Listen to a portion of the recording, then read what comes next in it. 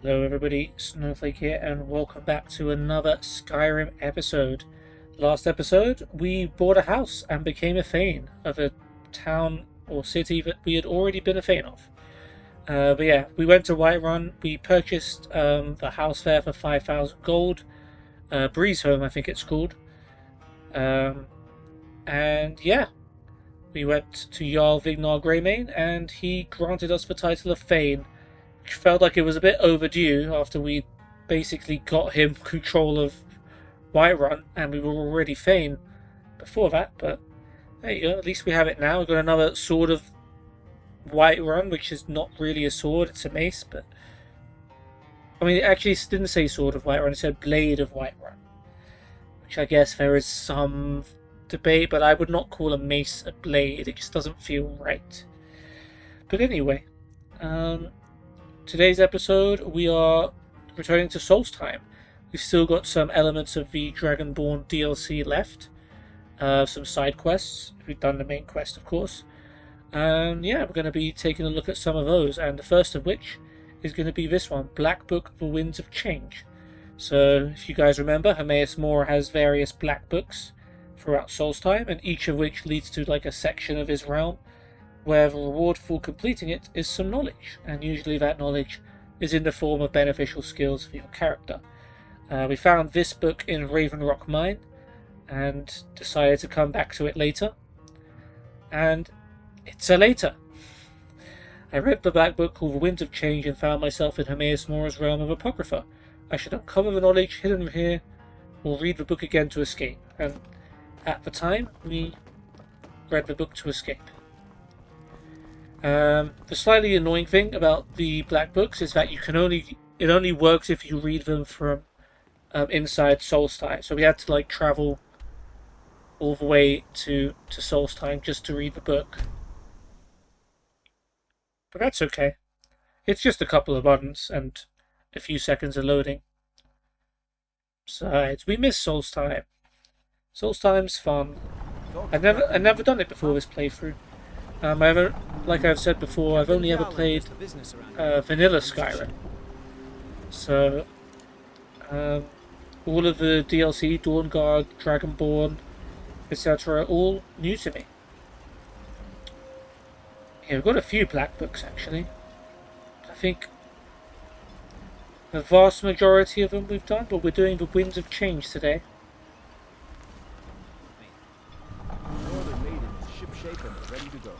Oh, good. Well, I'm not.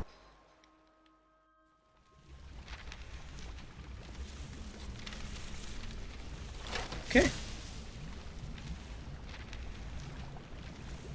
And there you have it, in case you forgot what Hermaeus Mora's realm looked like.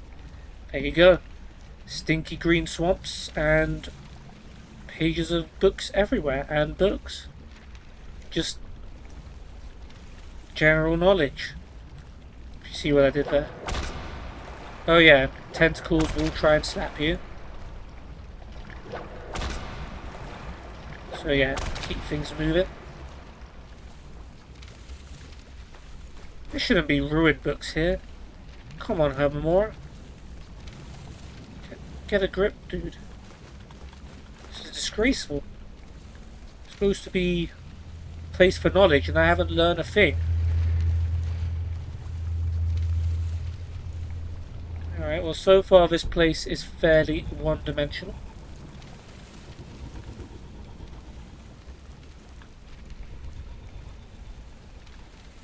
Detected.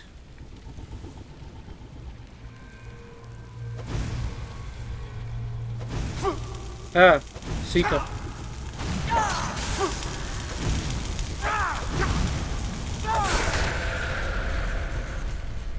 Call to arms for posting of the hunt. The true nature of orcs. Interesting. Not sure if we've read these two. For posting the true. For posting the true. True nature of orcs we have read.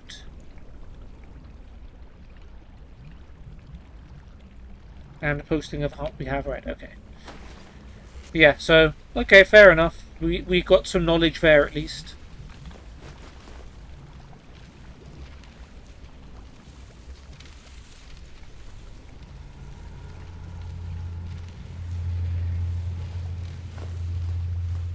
Grand Soul Gem, 16 of Chords of Madness, Volume 6.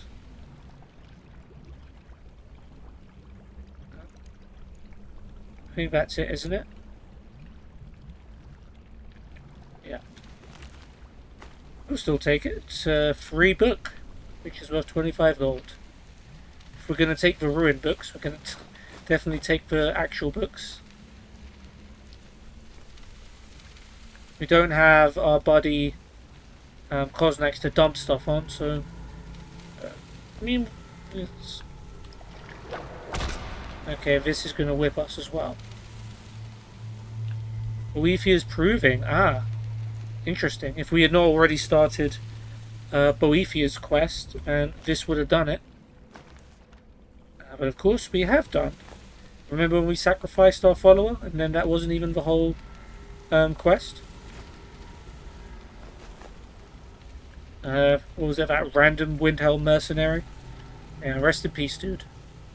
Songs of a Return, Volume 24. Cabin in the Woods, I'm pretty sure I've read. You I'm not sure about. Songs of a Return, Volume 24. That seems pretty rare. Don't see many Volume 24s around. We have read it. Look at us. We've done really well at keeping up with our literature.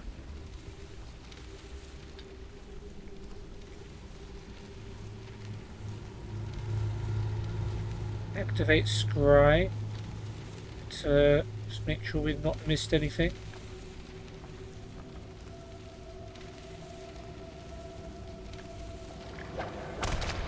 Okay, you leave me alone. Oh, there's an enemy right there. I didn't even notice. I thought this looked a bit like a chest. Should we go attack things first and loot second?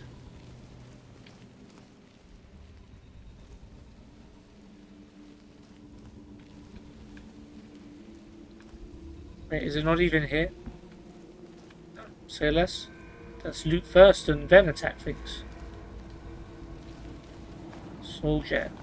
Books. Soul Gem. Books.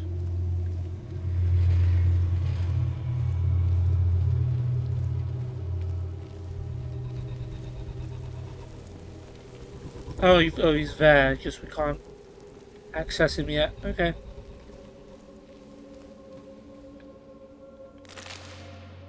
Dancing Fire, Volume 5.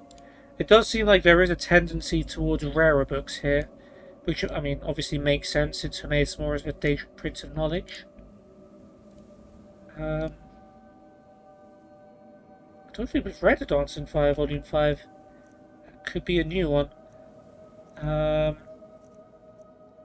Mystery of Talara, Volume 5, and then Chunak.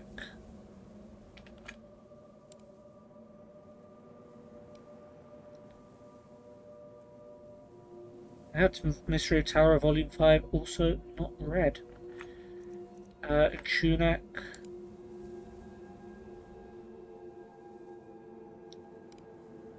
Chunak we have read. Poison Song. I think we've got the whole Poison Song series. Doesn't hurt to check.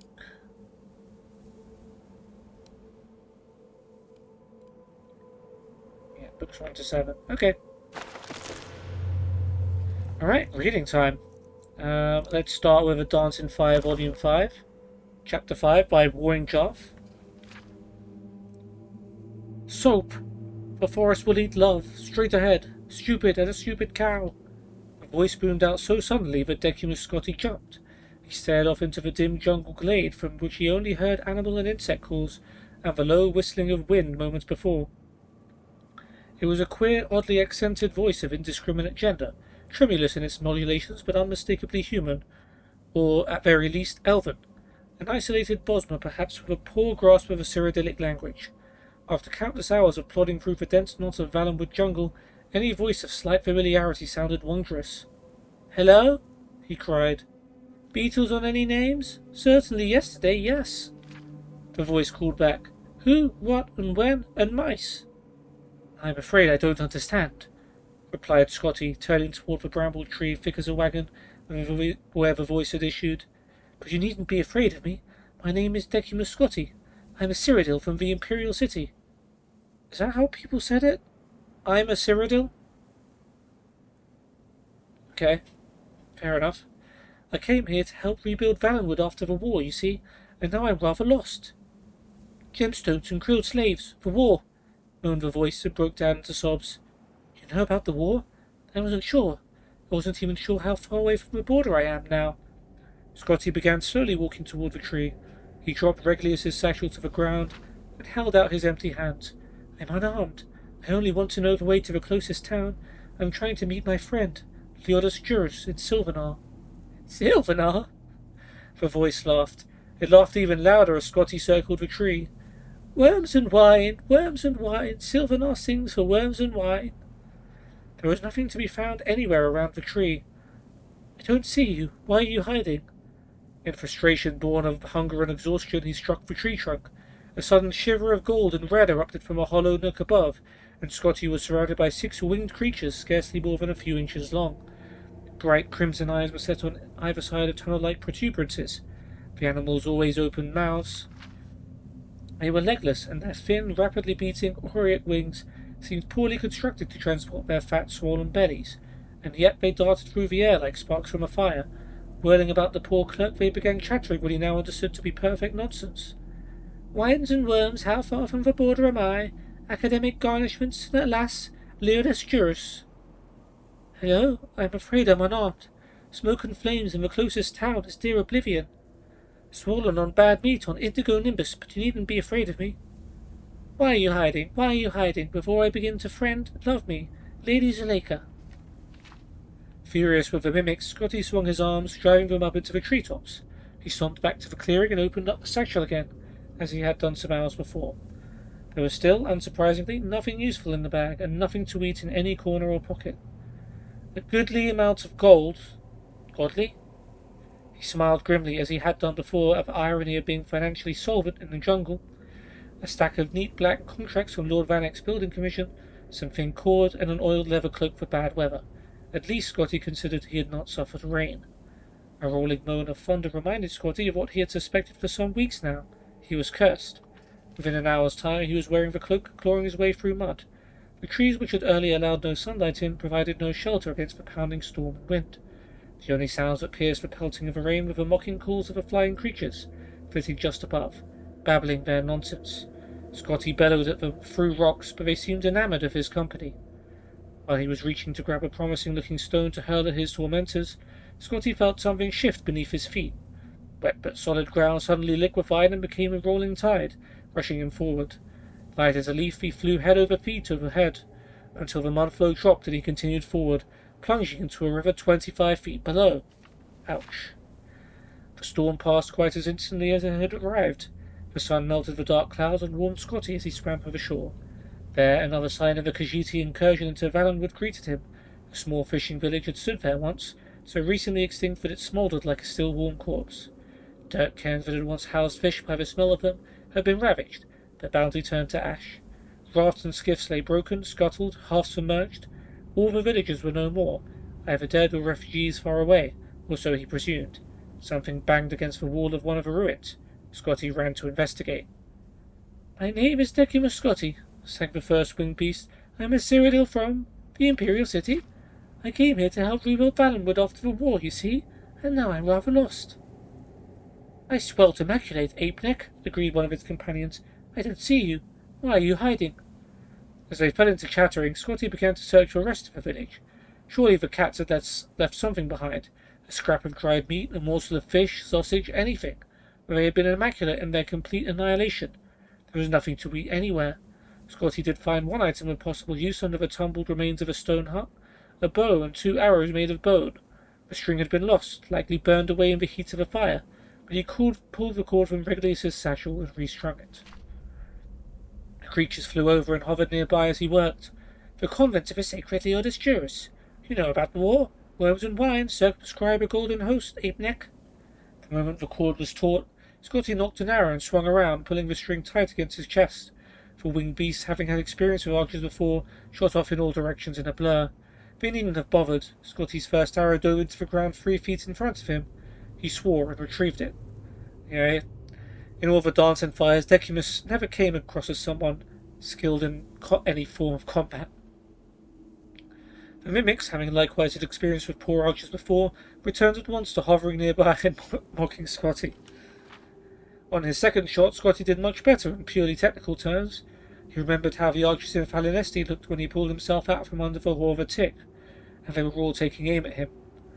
He extended his left hand, and right elbow in a symmetrical line, drawing the bow so his hand touched his jawline, and he could see the creature in his sight like the arrow was a finger he was pointing with. The bolt missed the target by only 2 feet, but it continued on its trajectory, snapping when it struck a rock wall. Well, that's 1 arrow down. Scotty walked to the river's edge. He had only 1 arrow left, and perhaps he considered it would be most practical to find a slow-moving fish and fire it on that. If he missed, at least there was less of a chance of breaking the shaft, and he could always retrieve it from the water. A rather torpid, whiskered fish rolled by, and he took aim at it. "My name is Decimus Scotty," one of the creatures howled, frightening the fish away. "Stupid and a stupid cow, will you dance a dance in fire?" "Oh," he said the name of the book. Scotty turned and aimed the arrow as he had done before. This time, however, he remembered to plant his feet as the archers had done, 7 inches apart, knees straight, left leg slightly forward to meet the angle of his right shoulder. He released the last arrow. The arrow also proved a serviceable prong for roasting the creature against the smoking hot stones of one of the ruins. Or did he hit the bird this time? Its other companions had disappeared instantly after the beast was slain and Scotty was able to dine in peace. The meat proved to be delicious, if scarcely more than a first course. He was picking the last of it from the bones when the boat sailed into view from around the bend of the river. At the helm were Bosmer sailors. Scotty ran to the bank and waved his arms. They averted their eyes and continued past. "You bloody callous bastard!" Scotty howled. "Knaves! Hooligans! Ape-necks! Scoundrels!" A grey-whiskered form came out from a hatch, and Scotty immediately recognized him as Griff Mallon, the poet translator he had met in the caravan from Cyrodiil. He peered Scotty's direction, and his eyes lit up with delight. "Decimus Scotty, precisely the man I hope to see. I want to get your thoughts on a rather puzzling passage in the Noriad play bar. It begins, 'I went weeping into the world, searching for wonders.' Perhaps you're familiar with it."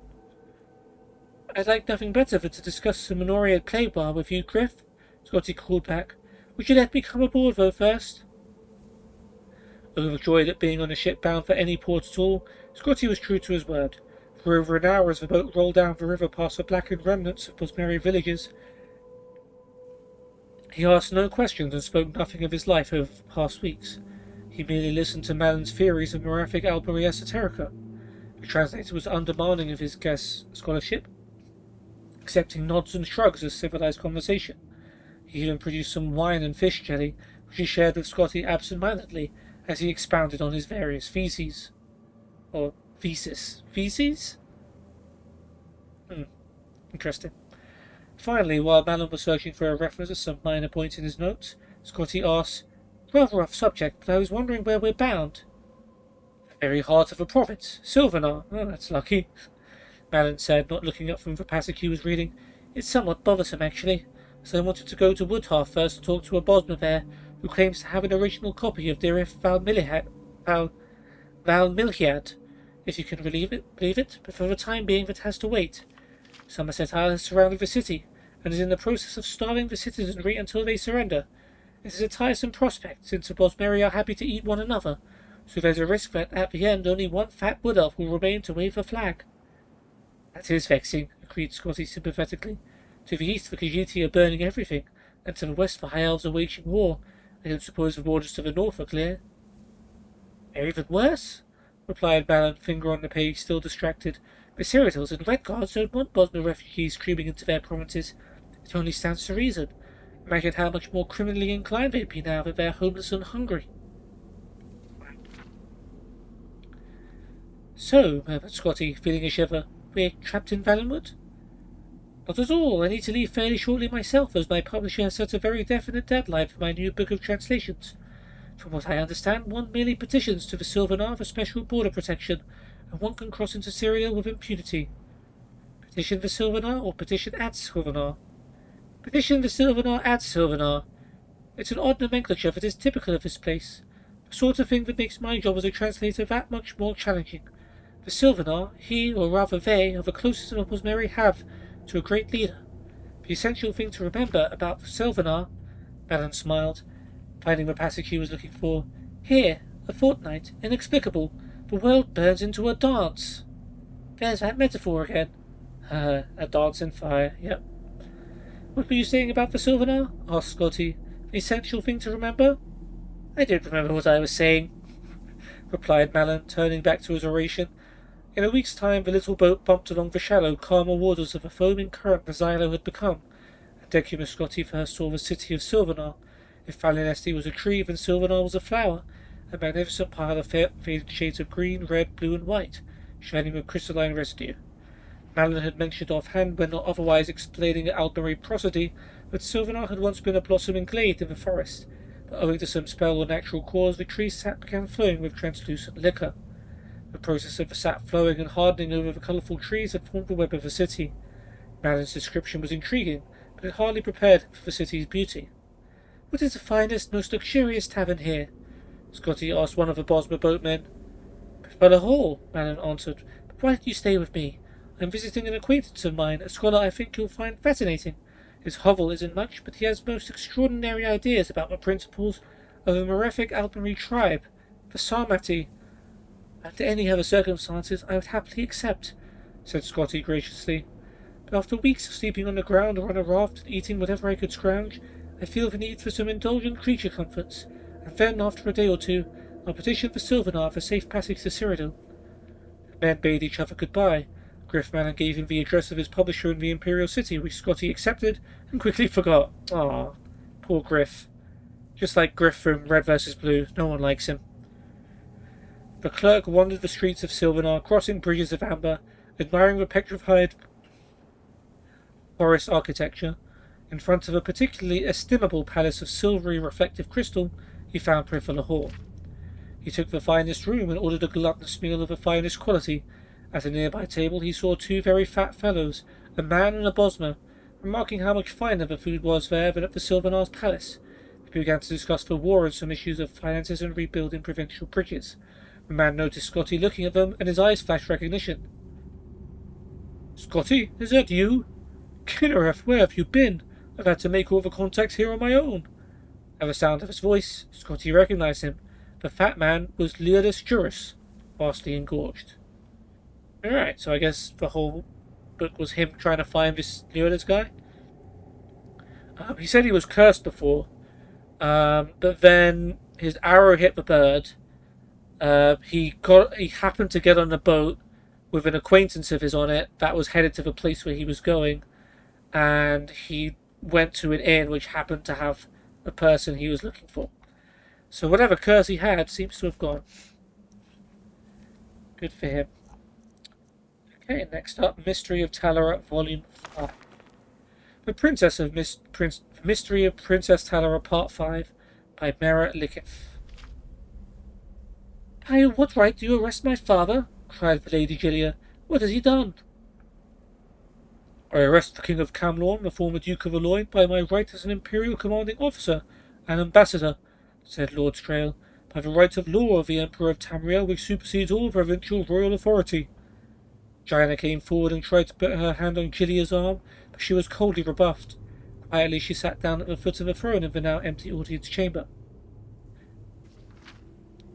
This young lady came to me having completely recovered her memory, but the story she told was beyond incredible. I simply couldn't believe it, said Lord Strail, but she was so convinced of it I had to investigate. So I talked to everyone who was here at the palace 20 years ago to see if there could be any truth to it. Of course, at the time of the King and Queen's murder and the Princess's disappearance, there was a full inquiry made, but I had different questions to ask this time. Questions about the relationship between the two little cousins, Lady Gilia Reyes and the Princess. I've told everyone over and over again I don't remember anything at all about that time in my life, said Gilia, tears welling up. I know you don't. There's never been a question in my mind that you witnessed a horrible murder, and that your memory lapse and hers, said Lord Strail, gesturing toward Jaina, are both very real. The story I heard from the servants and other people at the palace was that the little girls were inseparably close. There were no other playmates, and as the princess's place was to be close to her parents, so the little Lady Gilia was always there as well. When the assassin came to murder the royal family, the king and queen were in their bedroom, and the girls were playing in the throne room. And my memory came back to me. It was like opening a sealed box, said Gina solemnly. Everything was so clear and detailed, like it all happened yesterday, about 20 years ago. I was on the throne, playing Empress, and you were hiding behind the dais, pretending you were in a dungeon I had sent you to. A man I had never seen burst into the room from the royal bedchamber, his blade soaked in blood. He came at me, and I ran for my life. I remember starting to run for the dais, but I saw your face, frozen in fear, and I didn't want to lead him to you, so I ran for the window. We had climbed on the outside of the castle before, just for fun. That was one of the first memories that came back to me when I was holding onto that cliff. You and I on the castle wall, and the king calling up to me, telling me how to get down. But that day I couldn't hold on. I was trembling so much I just fell, and landed in the river. I don't know if it was entirely the horror of what I had seen, or that combined with the impact of the fall and the coldness of the water, but everything just went blank in my mind. When I finally pulled myself out of the river, many miles away, I had no idea who I was, and so it stayed. Gina smiled. Until now. So yeah, if you hadn't figured it out already, or if you don't remember the other Mystery of Talara books, this Gina person was the missing Princess Talara, and just gained her memory back. So you are the Princess Talara? Cried Gilia. Let me explain further before she answers that, because the simple answer would just confuse you, as it did me, said Lord Trail. The assassin was caught before he managed to escape the palace. In truth, he had to know he was going to be caught. He confessed immediately to the murders of the royal family. The princess, he said, he had thrown out the window to her death. The servant down below heard the scream and saw something fly past his window, so he knew it to be true. It was not for several hours the little Lady Gilia was found by her nursemaid Ramka, hiding behind the dais, coated with dust, shivering with fear, and unable to speak at all. Ramka was very protective of you, Strail said, nodding to Gilia. She insisted on putting you to your room right away, and sent word the Duke of Aloyne that the royal family was dead, and that his daughter had witnessed the murders but survived. Am I remembering right, or did Ramka know Tara was alive, but she's covering for her in this instance? I'm beginning to remember a little of that, said Gilia wonderingly.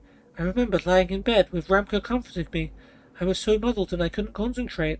I remember I just wanted it all to be playtime still. I don't know why. And then I remember being bundled up and taken to that asylum. It'll all come back to you soon, Gina smiled. I promise. That's how I began to remember. I just caught one detail and the whole flood began. That's it. Gilia began to sob in frustration. I don't remember anything else except confusion. No, I also remember Daddy not even looking at me as I was taken away. And I remember not caring about that or anything else. It was a confusing time for all, so particularly so for little girls, especially little girls who went through what you two did, said Lord Strauss sympathetically. From what I understand, as soon as he received the message from Ramka, the Duke left his palace at Aloyne, gave orders for you to be sent to a private sanatorium until you'd recovered from your ordeal, and set to work with his private guard, torturing the assassin for information. When I heard that no one but the Duke and his personal guard saw the assassin after he gave his initial confession, and that no one was present but the Duke and his guard when the assassin was killed trying to escape, I thought that very significant. I spoke with Lord Errol, who I knew was one of those present, and I had to bluff him, pretending I had more evidence than I did. I got the reaction I was hoping for, but it was a dangerous gambit. At last he confessed to what I already knew to be true. He hired the assassin, I think. The assassin, Lord Strail paused and reluctantly met Gilia's eyes, had been hired by the Duke of Aloyne to kill the royal family, including the princess's heir, so that the crown might be passed to him and to his children. Gilia stared at Lord Strail, aghast. My father! The assassin had been told that once the Duke had had him in custody, he would be paid and a prison break would be arranged. The fog picked the wrong time to be greedy and tried to get more gold. The Duke decided that it would be cheaper to silence him, so he murdered him then and there. Yeah, there you go. So that's why he was so ready to admit that he'd done it, because he was told he'd been broken out of prison. So the man would never tell anyone what really happened, Lord Strail shrugged. No tragic loss as far as murders go. In a few years' time you returned from the sanitarium, a little shaken but back to normal, except for a complete absence of memory about your childhood. And in that time the former Duke of Aloyne had taken his brother's place as the King of Camlorn. It was no small maneuver. No, said Gillian quietly. He must have been very busy. He remarried and had another child. No one ever came to visit me in the sanitarium but Ramka. If he had visited and seen you, said Gina, this story might have turned out very differently. What do you mean? Asked Gilia. This is the most amazing part, said Lord Strail. The question has long been whether Gina is the Princess Talera. When her memory returned and she told me what she remembered, I put several pieces of evidence together. Consider these facts. The two of you look remarkably alike now after 20 years of living very different lives, and as little girls and constant playmates you look nearly identical. At the time of the assassination, the murderer, who had never been there before, only saw one girl on the throne who he assumed to be his quarry.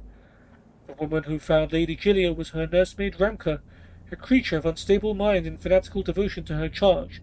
The type would never accept the possibility that her beloved little girl had been the one who disappeared. The nursemaid was the only single person who knew both Princess Talera and the Lady Gilia who visited you while you were in the sanitarium. Finally, said Lord Strail, consider the fact that when you returned to court from the sanitarium, 5 years had passed, and you had grown from a child to a young lady.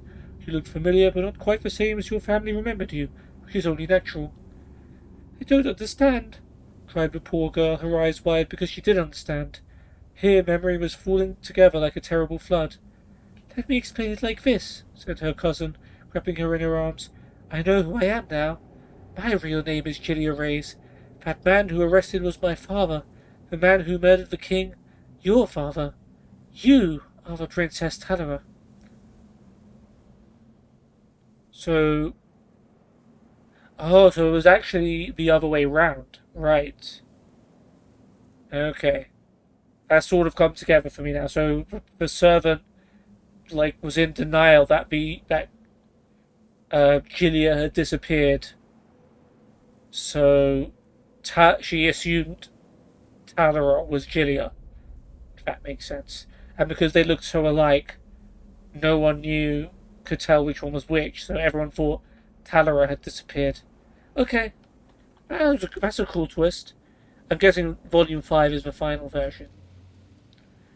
Coolish. Okay, Soldier books. Nothing hidden.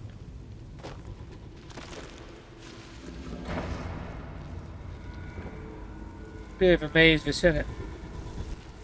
I always miss the first shot.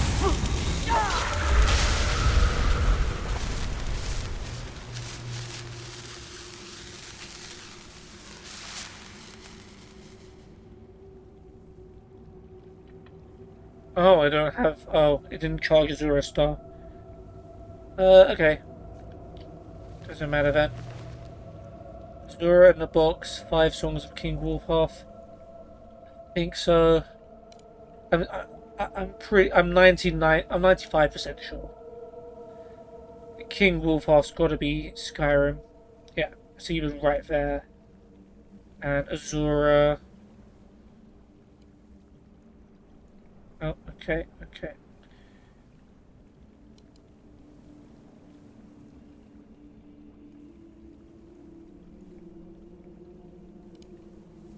Yeah. And Trollbane of the Undead. Okay, this one's just a secret place, I'm pretty sure. Oh.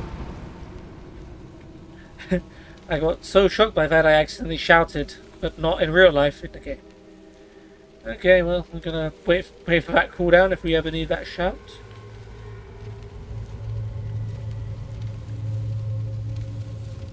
Wants of Magica. Yeah, this is like in Oblivion when you had like the pools, Magica Essence and Blood Fountain. The spinning books imply that the Seeker's gonna show up here.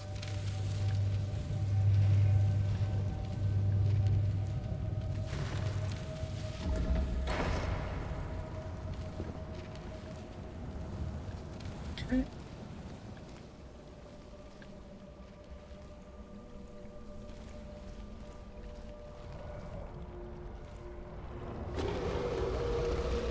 Ah. You guys are quite tough, I remember.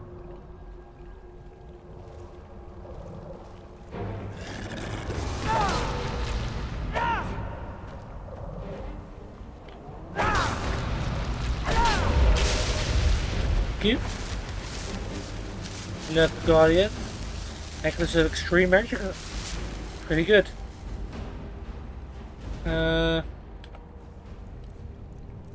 Can we charge you now with Azura Star? Yes.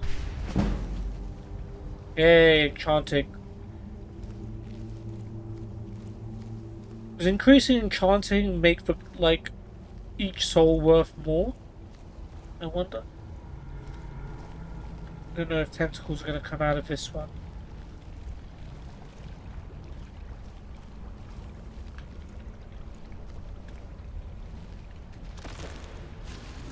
Alright, the black book ending is over there. Door is closed, however.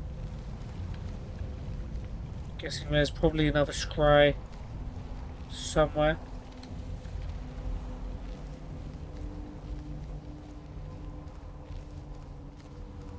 Can't remember if we'd already checked. OZ. So have we explored everything so far? Seems like it. What's this little area here, though? It's a little gap. Not even here.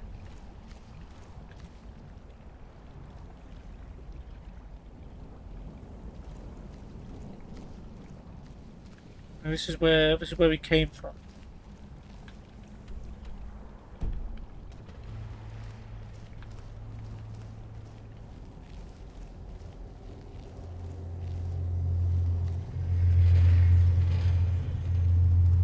Alright, let's just head up here.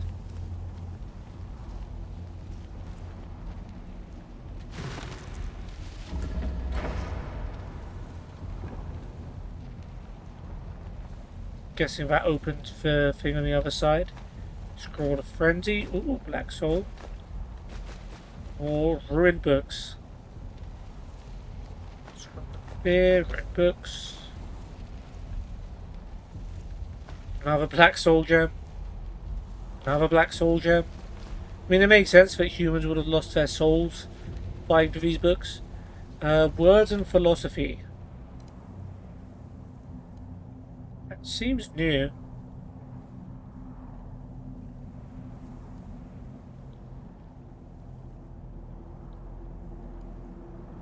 It's not, though. Still take it.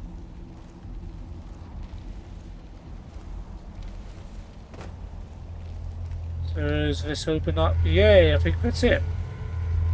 I think that is the black book we've been searching for. Yeah, it wasn't a particularly difficult. We fought, what, a total of 3 enemies? And some tentacles tried to hit us along the way. Not too bad. Vessel. Okay, some more books. Plenty of them. Children of the All-Maker, Cleansing of the Fate. Children of the All-Maker. Children of the All-Maker doesn't sound like one we've read. That might be one to pick up.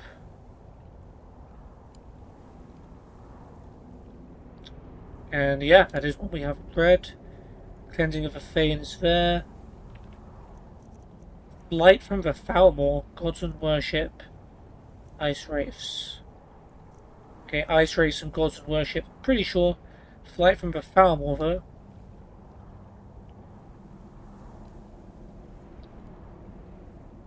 That's a new one as well. And just to double check. Gods and Worship. Yeah. Okay, so we'll read Children of the All-Maker, and we'll read Flight from the Falmore. Claim all of these other cool rewards, including an ebony bow and some jewels. Okay, let's start with Children of the All-Maker by Fasten of Solitude. If the title of this text rings familiar, then perhaps you, like me, have had the great pleasure to become acquainted with a most remarkable people, the Skull of Solstheim. How does this feel?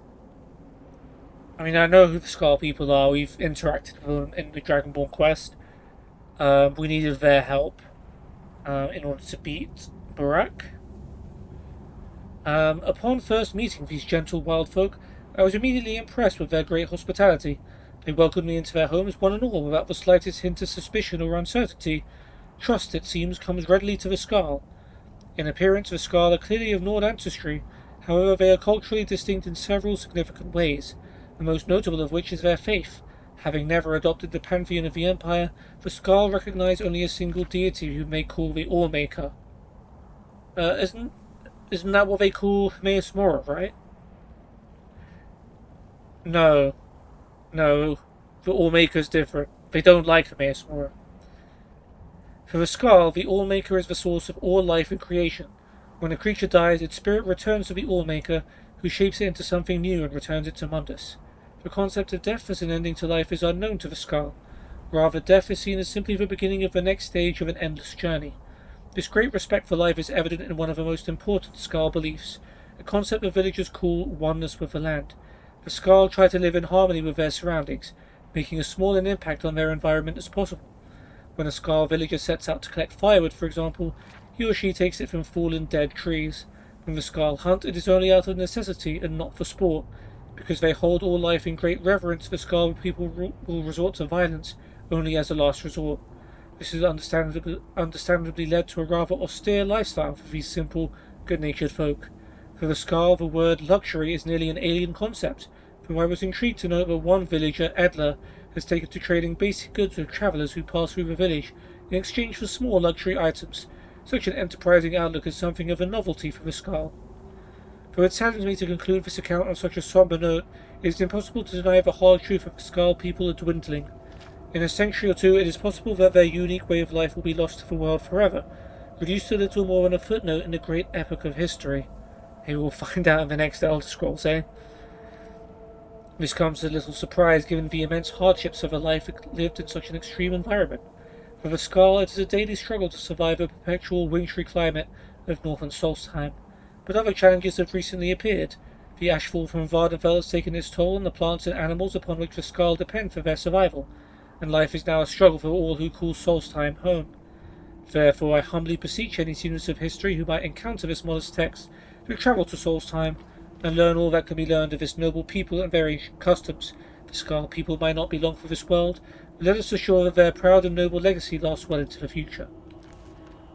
Cool. We like the Scar, they're friends of us, we're friends of them. Good book. Next up, Flight from the Falmore, which is about some slightly less good people, I imagine. Flight from the Falmore. No author. Yeah, you don't want to be putting your name on a book that might potentially criticize the Falmore. Dearest reader, the work you're about to experience has been copied and duplicated so that the story it relates can be spread throughout the Empire, but make no mistake, this is not a work of fiction. The events chronicled in this account are all true, originally documented in a private journal, which now remains safely guarded in the House of Quills in Hammerfell, and occurred not more than a year before this book was printed. Ashad ibn Khaled, High Scribe, House of Quills, Hammerfell. It's been 9 days since I slipped my bonds, 9 days since I strangled my captor with my own chains, and 9 days since I rushed headlong into the night, always listening, but never looking back. But in order to understand my current predicament, one must first understand where I came from, and just where this story began. My name is Hagtrick Oakenheart, and I am a proud Nord of Skyrim. Okay, he's a Nord. Changing voice. I am a Skald by trade and received my formal training at the Bard's College in Solitude. For years I made my occupation as a travelling musician and minstrel, and even served several stints as warbard in service to the armies of the various Jarls. And it's fairly safe to say that if I weren't a bard, I never would have gotten into this mess to begin with. My troubles began when I first started singing about Talos, the ninth and greatest divine, beloved of the people of Skyrim. Turns out he's not so beloved by the Falmore. Ah yes, the Falmore, as common as a head cold in Skyrim these days, and just as annoying, or so I thought at the time, before their true power and influence made itself known. For those not ever know, the Falmore are Skyrim's recently honoured guests, high elves of the Altmary Dominion, who were gracious enough not to wipe us all out during the Great War. But as every Nord of Skyrim knows, Far more graciousness comes at a terrible price. One of the stipulations of a White Gold Concordat, the peace treaty between our peoples, was the abolishment of Talos worship. A man ascent to godhood? Preposterous, claimed Falmore, and so the open worship of Talos has been outlawed in Skyrim, and actively enforced in those cities where the Falmore have a tangible presence. Cities, I might add, in which the Empire has a most secure foothold. It was in one of those cities, Markov to be exact, where I made the conscious decision to defy the ban on Talos worship. My defiance came in the form of, what else? A song. For what bard who has spent time writing and rehearsing an original work could it's meant to be possibly, refrain from performing it? So perform it I did. Not once, not twice, but 7 times. Once a day for an entire week. Oh, this guy must be Heimska's cousin. Now here's something most of my kinsmen are unaware of. Not all Falmor and Skyrim are equal in station or purpose. In fact, there is one group in particular that operates secretly in the shadows. The Justiciars. Watching and waiting for those Nords who break the law and continue their worship of Almighty Talos. These are the Justiciars, yeah. And it is their job to enforce this, the most terrible of conditions of the White Gold Concordat. And so I would have performed my song for an 8th time had I been given the opportunity. Sadly, I was not. For the Justiciars had been watching, had been waiting. Instead, I received a black sack over my head in the wee hours of the morning, a dreadfully uncomfortable wagon ride, and sinister promises that I would enjoy my new home, which I came to realize was some sort of secret Falmor prison or detention camp, one I was certain I would never leave alive. It was at that moment I realized I needed to make my escape, no matter what. Even if I died in the attempt, I had to slip the grasp of my captors. Better that than rot in some god's-forsaken Falmor jail until the end of time. I finally got my chance when the wagon stopped, and we made camp for the night. One of my 2 Falmor guards set off into the forest to hunt, leaving me alone with the other. And so my account comes full circle. It is now 9 days later, and in that time I have realized the true extent of my foolishness. I couldn't have sung the song just once, or maybe twice, or not at all. I couldn't have swallowed my stubborn Nord pride and realized just how much power and influence the Falmor truly have over the Jarls. No, I could not. So now I run, like a hare from the hound. I run, always moving, rarely resting, never sleeping. But the Falmor dog my every move. Where will I go? How will I escape their grasp? I honestly don't know. The only thing I now understand for certain is this. If the agents of the Algorithmic Dominion cannot have your soul, they will take your very life. My name is Heidrich Oakenheart, and I am a proud Nord of Skyrim. Remember me, for soon I will be dead. Aw. I hope he's not dead, you know. He'll be proud of us, I'm sure, if he is. But here we go, let's save. And read Black Book, Winds of Change. And there we go. We have got 3 different perks. We've got Scholar's Insight, Companion's Insight, and Lover's Insight. And I am just going to check.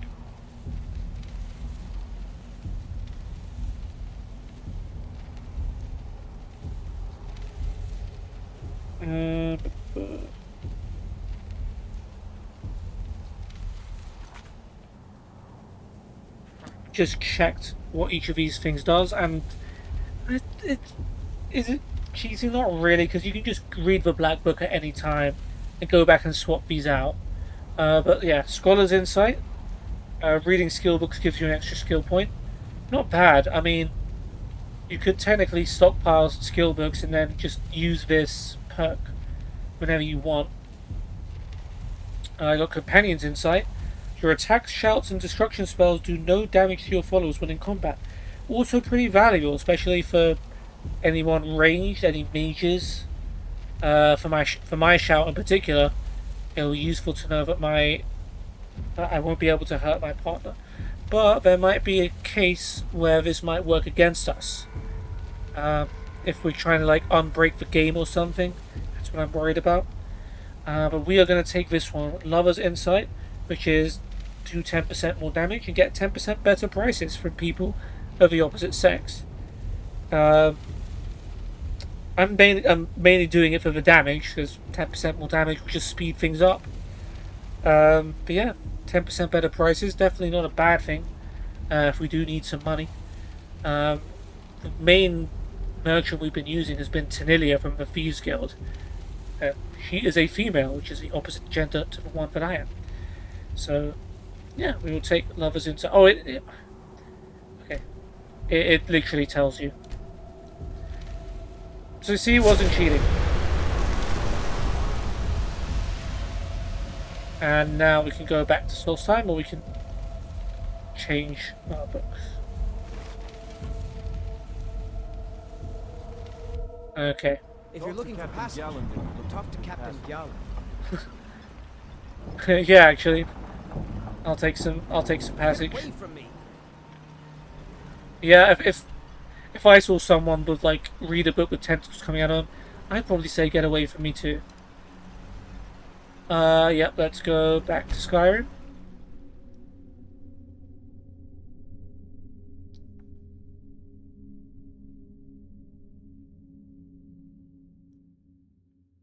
Captain Gallon does the business around here.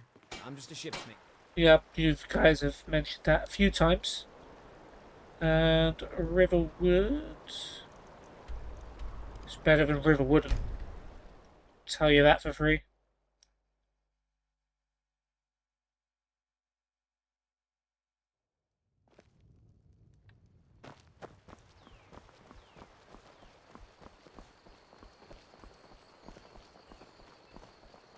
Been a while since a dragon attacked Riverwood, huh? Maybe I'm tempting fate. My favorite drink. Yeah.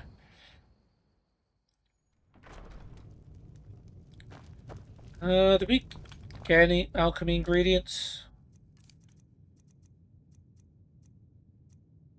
I don't think we got any of these things today. Okay, we'll skip the alchemy part then.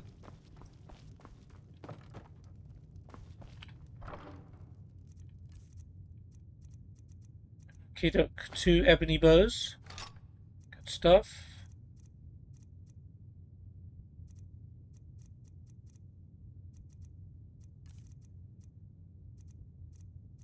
Necklace of Extreme Magica.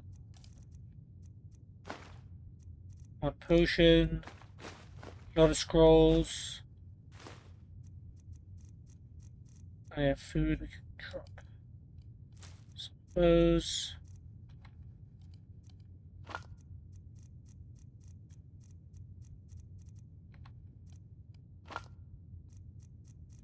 Yeah, should have done this when I made them a couple of episodes ago, but it's fine. Ingredients can stay. Oh, it's still a quest item, even though we have got a skill book from it. I guess if we ever want to change, it's not the worst thing to keep around.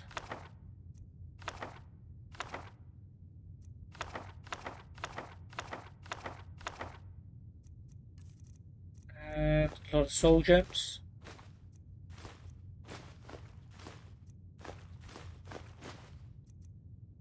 A lot of ruined books. And there we go. That is going to be the end of the episode. Yeah, we have completed. Where is it?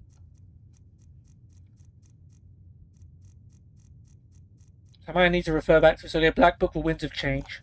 So yeah, we've read the Black Book that we found in Raven Rock Mine, and we beat everyone there. We read some books, and we got the skill. What was it called? Lover's Insight. So now we do 10% more damage than we did before, as if we weren't doing enough. And also, we get 10% better prices from ladies. I wish I had that kind of skill in real life, but that's another day, another discussion. Yeah. What will we do in the next episode, you may ask, and I will tell you.